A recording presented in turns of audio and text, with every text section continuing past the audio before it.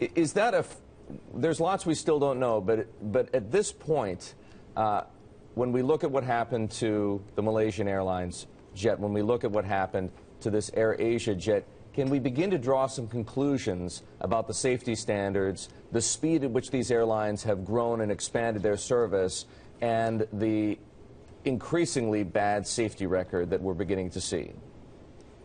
Well, I think you can draw a little bit of conclusion there. Some of it is just bad luck, but part of it is when you have a concentration of risk because there's a lot more flights and a lot new entrants into the market, bad things can happen, and that's an example of this situation. A lot of it has to do with the infrastructure to protect the civil aviation, the training, and the safety records of the overall civil aviation in the region. How difficult is it? We were talking about some of these numbers yesterday. AirAsia, for example, has 169 jets, roughly, today. 6 years ago had 78 jets, so it's more than doubled in that space of time. How difficult is it for any airline, AirAsia or any other for that matter, to grow at that pace and maintain the necessary standards, find the competent pilots, the mechanics, etc., needed to keep the planes in the air and not in the sea? Well, I think they all can do it. They're not going to expand recklessly, but what happens is it can be a stress on the system, such as the air traffic control system, the monitoring of the weather, how they're going to change flight patterns.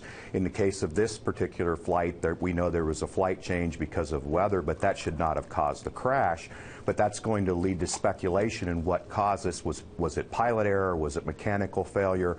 And all of these factors play into the situation that companies have to know what airlines their travelers are flying on, what those safety records are, and what are the risks, because as you said, not everywhere in the world meets Western standards when it comes to civil aviation. Yeah, looking at the country as a whole, John, Indonesia doesn't meet the FAA's standards for air traffic control, but there are other developing countries like India that also have an expanding middle class. They have a number of startup private airlines and are experiencing the same kind of boom in air travel.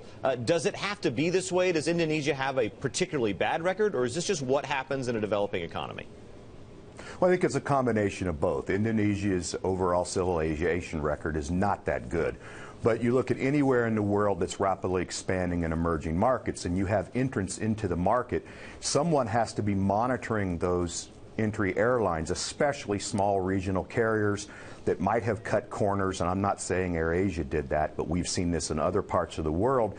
Somebody needs to be monitoring this, and this isn't readily available public information that any business traveler can go out and read up on. You have to have somebody monitoring the training records, the safety records, how they're addressing any potential security situation, safety situation, pilot training. Right. And if somebody's not monitoring all that, you're potentially putting all of your travelers at risk. I imagine, and you know, John, I mean, as you say, I mean, it would be great for passengers to have that kind of information, but that information is not readily available even here in the U.S. So, you know, that leads, though, to the question not just about the expansion and the maintenance of this aircraft, but really also about the pilot training. I mean, what I'm reading about now about AirAsia is that many of these pilots had lots of complaints about their own aircraft. They were not addressed. I don't know if that's part of the problem here with AirAsia. But what about the training in some of these countries?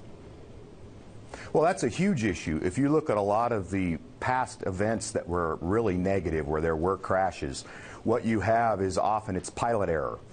Such as the Adams Air flight, which was in 2007, almost the exact same routing as this flight, also had a weather situation, but the weather did not cause the crash. The pilots did. So you have to look at the pilot training, the experience, and you have to have a company like ours that monitors every airline in the world and these safety records, because, as you said, it's not readily available information to the general public.